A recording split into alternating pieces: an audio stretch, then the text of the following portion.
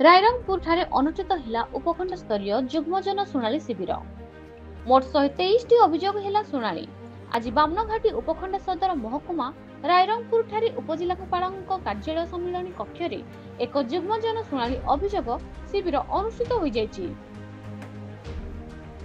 जिलापाल श्री हेमाकांत समयଙ୍କ अध्यक्षतारे अनुष्ठित उक्त शिविर रे जिला आरक्षी अधीक्षक श्री वरुण गुंटुपाली, बामनघाटी उपजिलापाल श्री सौम्यरंजन प्रधान, रायरंगपुर अतिरिक्त जिलापाल श्री सुचारू कुमार बल, रायरंगपुर उपखंड आरक्षी अधिकारी श्री गोकुलानंद साहू, रायरंगपुर उपखंड चिकित्साधिकारी डॉक्टर रविंद्र कुमार मांडी प्रमुख जोग देथिले। प्रारंभ जिलापाल उपस्थित समस्त अधिकारी मानकु स्वागत करबा सह जनसाधारणଙ୍କ ଠାରୁ आସୁଥିବା आपत्ति अभियोग गुड़िकर समाधान त्वरित प्रक्रिया संपूर्ण करिया पई परामर्श देथिले।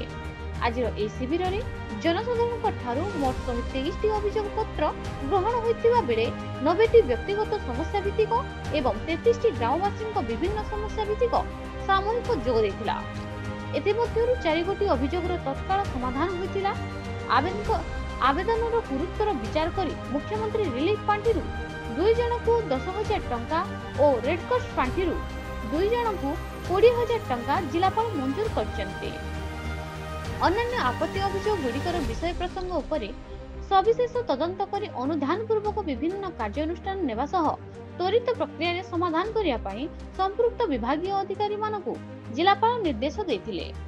अनुष्ठित उक्त शिविर रे बामनघाटी उपखंड अधीनस्थ समस्त उपखंड स्तरीय विभागीय अधिकारी, रायरंगपुर पौरपालिकार कार्यनिर्वाही अधिकारी, गोष्ठी उन्नयन अधिकारी, तहसीलदार, गोष्ठी शिक्षा अधिकारी, विभिन्न लाइन विभागର अधिकारी गण उपस्थित थिले। मयूरभंज रायरंगपुर सम्मेलन परिणाम रिपोर्ट न्यूज ओडिशा टीवी।